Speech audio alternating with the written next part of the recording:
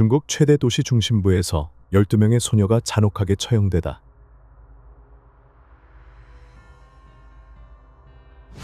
중국에서 가장 번화한 도시 한가운데서 12명의 젊고 아름다운 소녀들이 미스터리하게 사라졌다.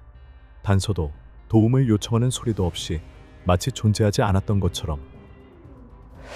경찰이 증거를 추적한 끝에 발견한 것은 산산이 조각난 12개의 두개골, 흩어진 뼈 조각들, 그리고 완전히 파괴된 개인 소지품들이었다.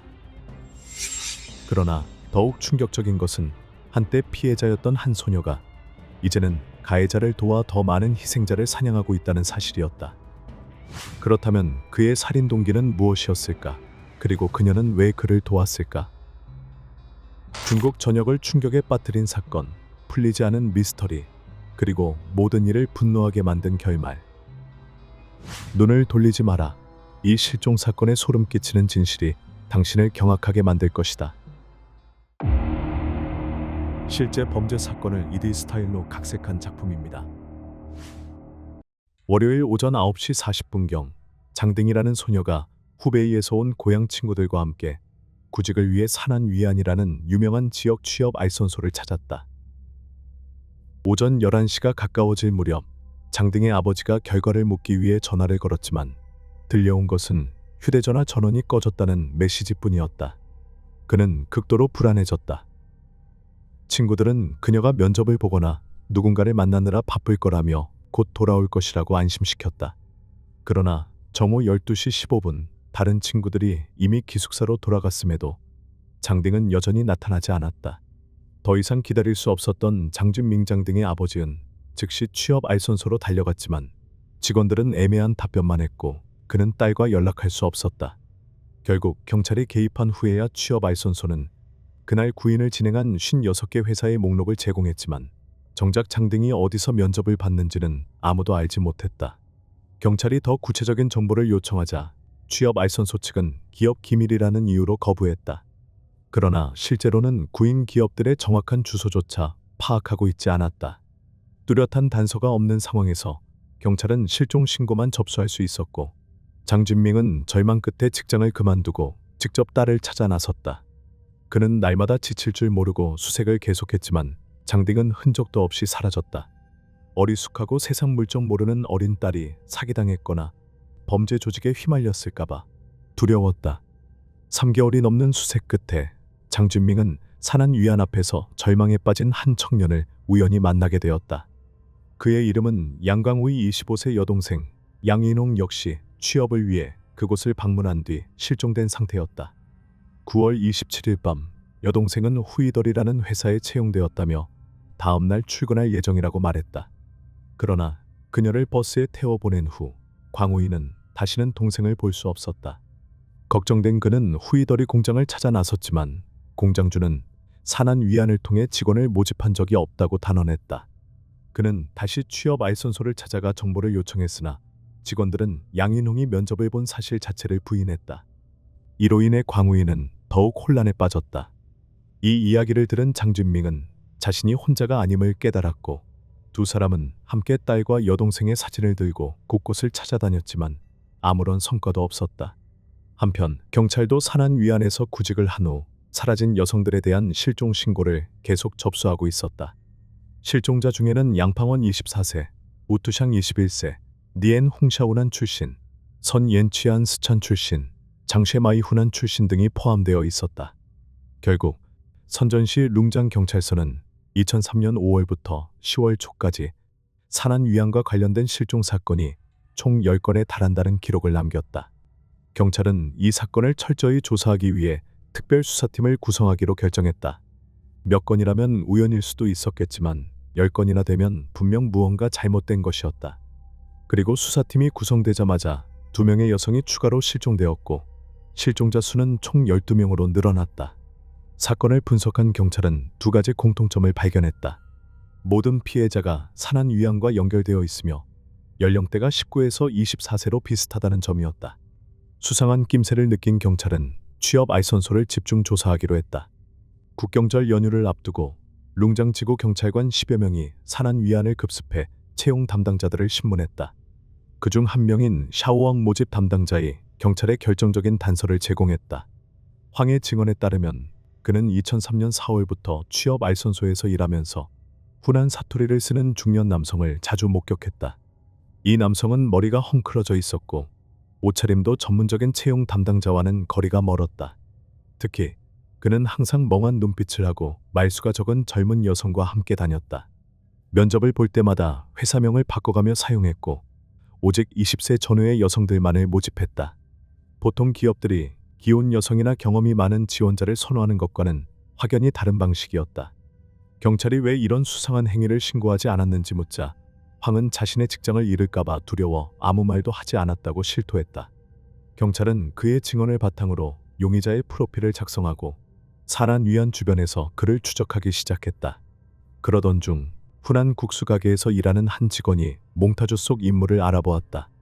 그는 이 남자가 가게 주인과 아는 사이였으며 종종 20대 초반으로 보이는 둥근 얼굴의 젊은 여성과 함께 식사를 하러 왔다고 말했다. 경찰은 즉시 가게 주인 허 씨를 찾아가 실종 사건과의 연관성을 조사했다.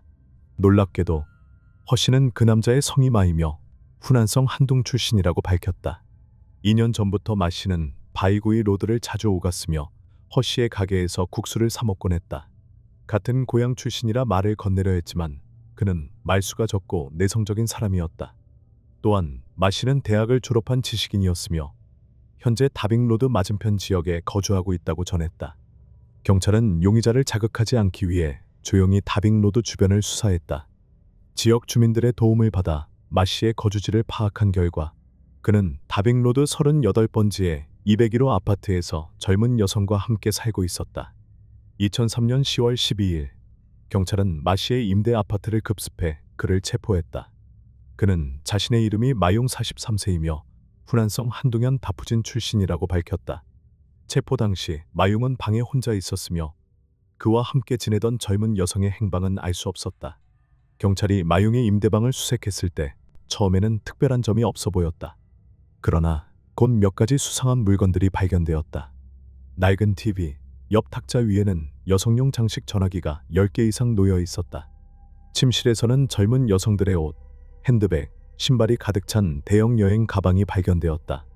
그러나 가장 소름 끼치는 것은 단단히 잠겨있던 서랍 속에서 실종된 피해자들의 신분증 11장이 발견된 것이었다.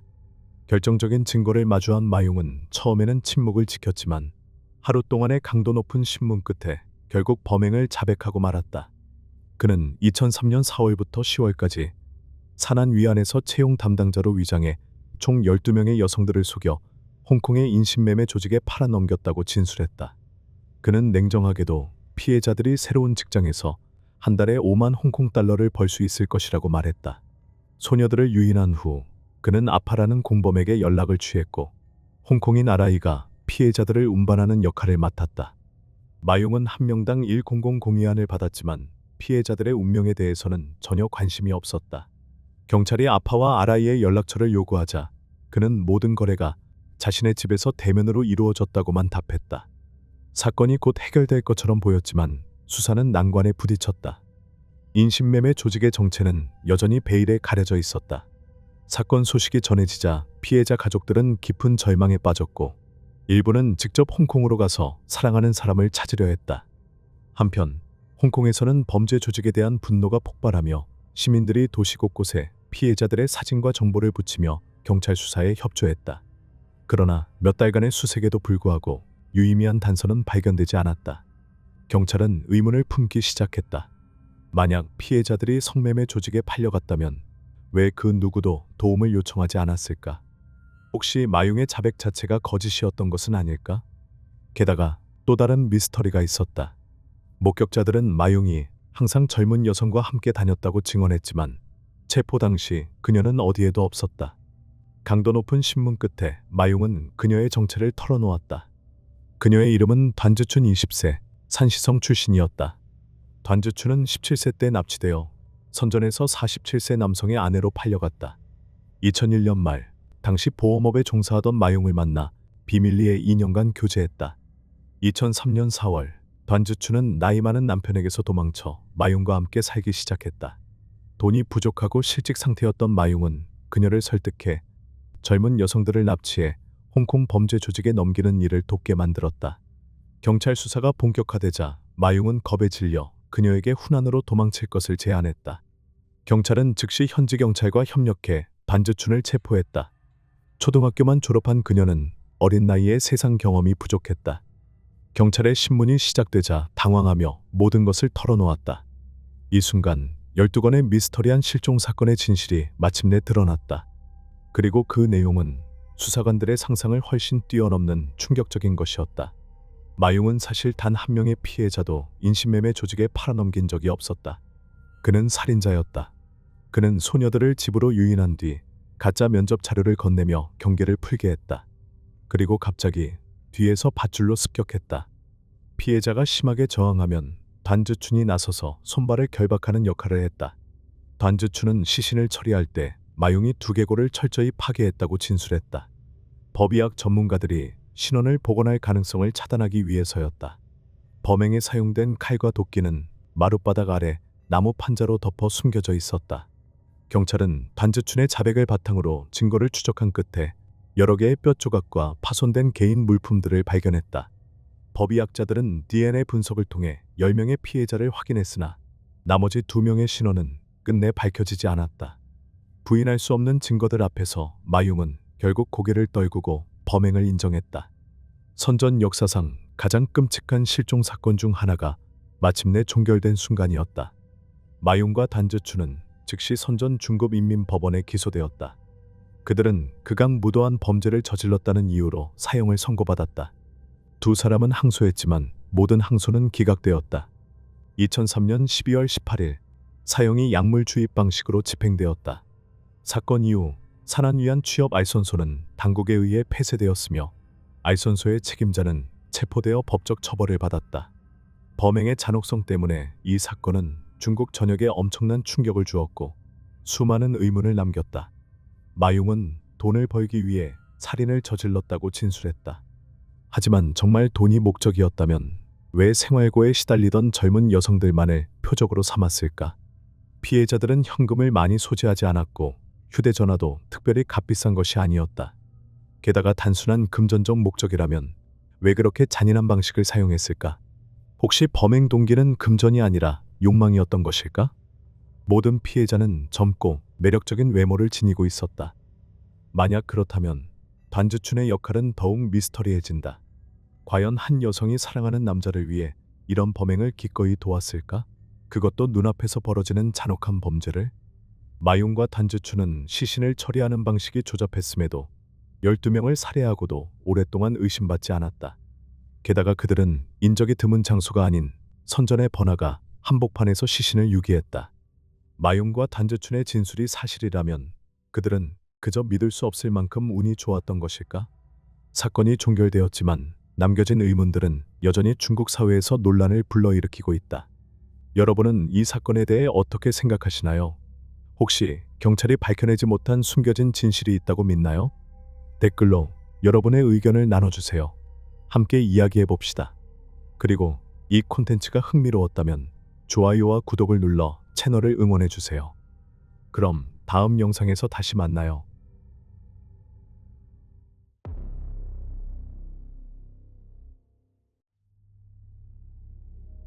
결혼 10일 만에 신부를 결혼 침대에서 살해한 네 번째 남편. 3명의 남편을 거친 후 55세의 여성은 여전히 자신의 연애 모험을 멈추지 않았다. 네 번째 파트너를 만난 직후 그녀는 화려한 결혼식을 계획하고 해외로 이주할 계획을 세웠다.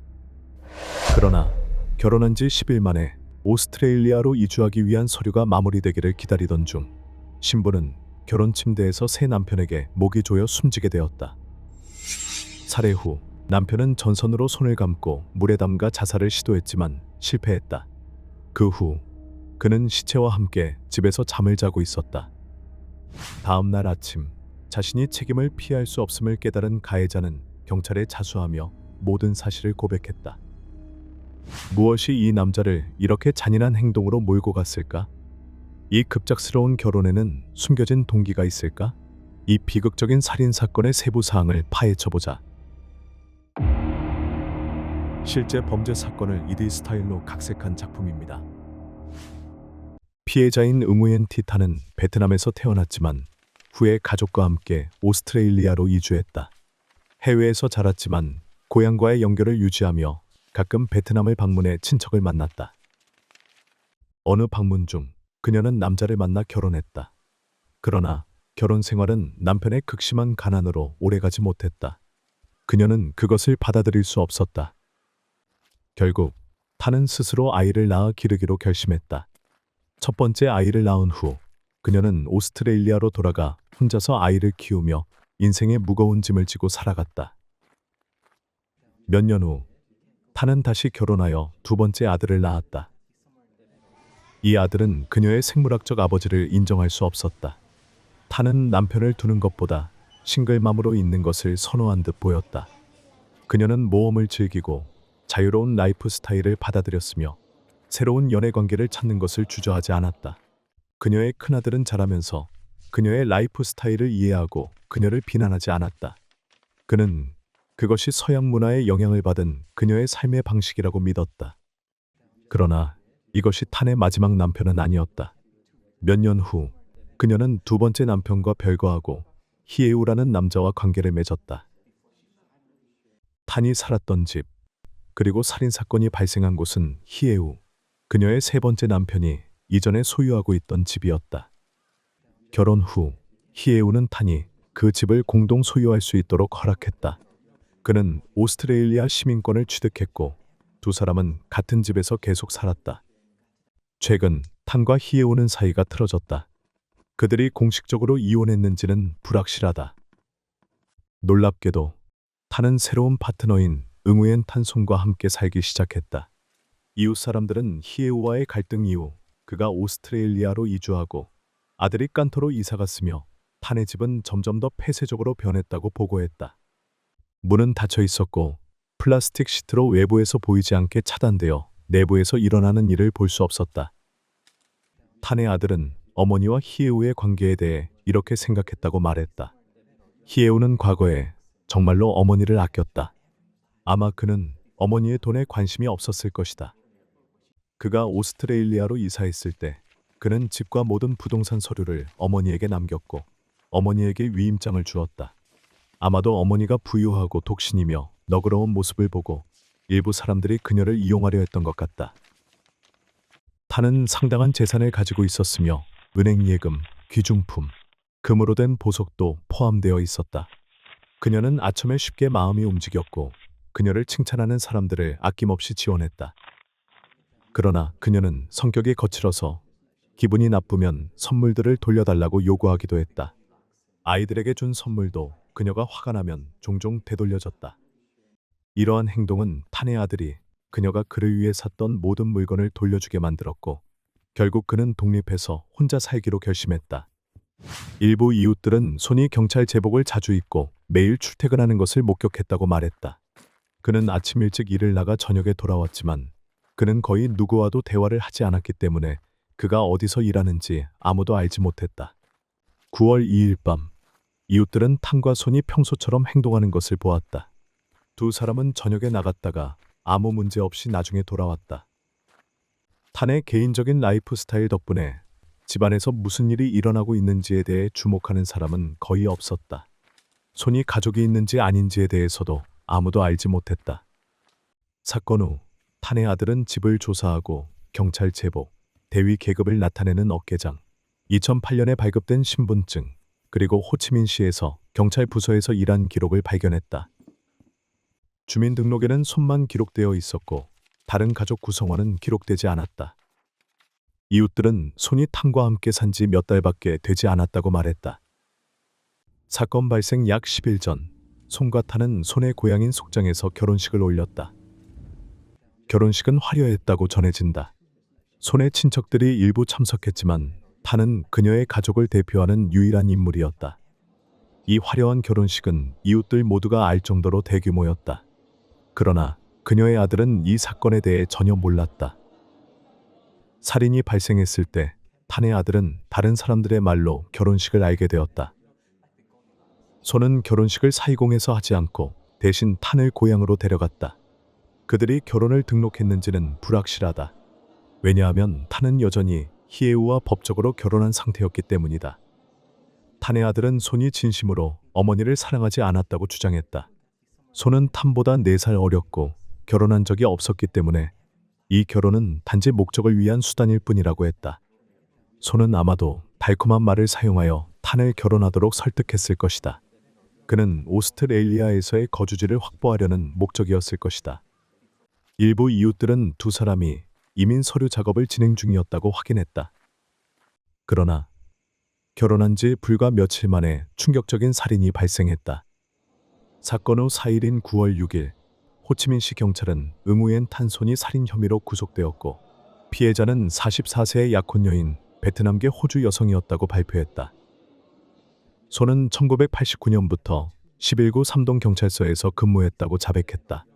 그는 아내와 함께 이민을 준비하면서 2017년에 조기 퇴직을 신청했다. 이전에 손은 소셜미디어를 통해 응우엔 마리아 베트남 이름은 응우엔 티탄 55세 호주 시민을 2017년 2월에 만났다. 얼마 후 마리아는 베트남으로 돌아왔고 두 사람은 빈탄구에서 함께 살았다. 2017년 8월까지 그들은 결혼을 등록했다. 2017년 9월 2일 저녁 손은 마리아에게 오스트레일리아로 이민 가기 위한 절차로 2억 5천만 VND를 준 것에 대해 물었다. 마리아는 화가 나서 그를 모욕했다. 손은 화가 나 있었지만 아무 말도 하지 않고 잠자리에 들었다.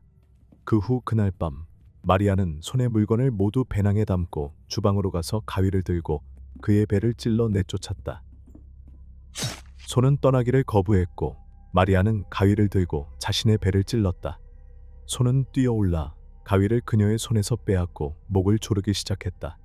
잠시 후 손이 손을 풀었을 때 그는 그녀가 의식을 잃었다는 것을 깨닫고 충격을 받았다.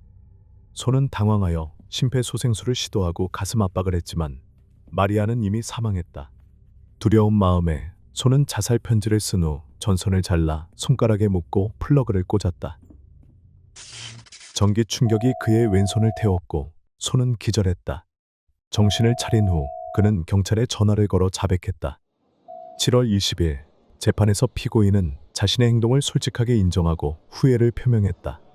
그는 아내를 죽일 의도가 없었지만 그녀에게 모욕을 당한 후 분노에 의해 제어를 잃고 중대한 범죄를 저질렀다고 주장했다.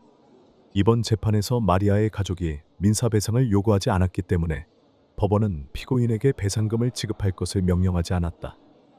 피고인의 행동이 심각한 결과를 초래했지만 그는 후회를 표명하고 조사에 협조하며 피해자의 가족에게 배상하고 경찰에 기여한 점, 피해자 가족의 관대한 처벌 요청을 고려하여 법원은 피고인에게 9년의 징역형을 선고했다. 이 사건은 해결할 수 없는 갈등에서 비롯된 비극적인 가정사건으로 제어할 수 없는 행동이 마음 아픈 결과를 초래했다. 이 사건은 감정을 조절하고 가족 간의 갈등에서 화해를 찾아야 한다는 깊은 교훈을 남긴다. 분노에 의해 판단력이 흐려지지 않도록 해야 한다는 것을 상기시킨다.